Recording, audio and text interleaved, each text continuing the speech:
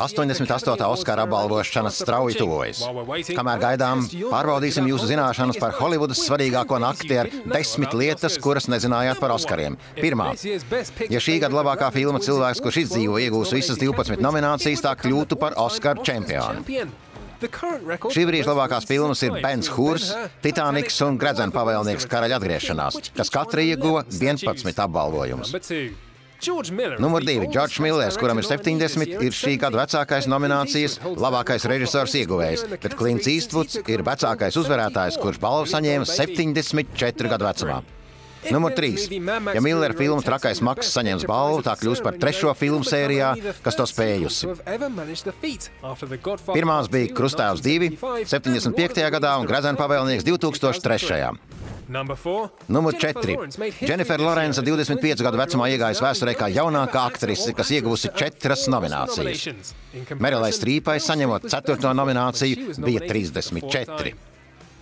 Strīpai ir rekords kā sievietei, kas saņēmusi visvairāk nominācijas, jo 2015. gada nominācija filmai Jot dziļāk mežā bija viņas 19. Numur 6. Zvaigznes, kurām ir problēmas statujas noturēt. Nemuļķojas. Katra trofeja ir no zelta un sver gandrīz 4 kilogramus. Numur 7. Leonardo DiCaprio šogad ir gatavs savai balvai pēc tam, kad iepriekšējās 4 nominācijas nepiepildījās. Bet nabaga Pīters O'Tools nomira 2013. gadā pēc tam, kad nesaņēma balvu vesels 8 reizes. Numur 8. Leo režisors Alejandro González Iñárritu cer uz labākā režisora nomināciju 2. gadu pēc kārtas. Pagājušo gadu tas bija Putnu cilvēks. Viņš būs pirmais šāds cilvēks kopš 50. gada un 3. vispār. Numur 9. Arī labākais otrā plāna aktieris nominācijā filmā Krīds Silvesters Stallone ir viens no 6 aktieriem, kurus nominē 2 reizes par vienu un to pašu lomu 2 dažādās filmās.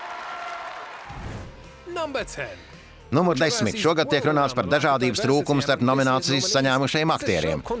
Pretēji 2004. un 2006. gadam, kad 5 no 20 cilvēkiem bija ar citādas krāsu.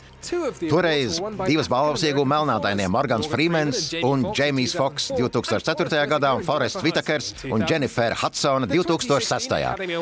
2016. gada Oskara apbalvošana notiks 28. februārī un mēs vēlam veiksmi visiem nominētajiem.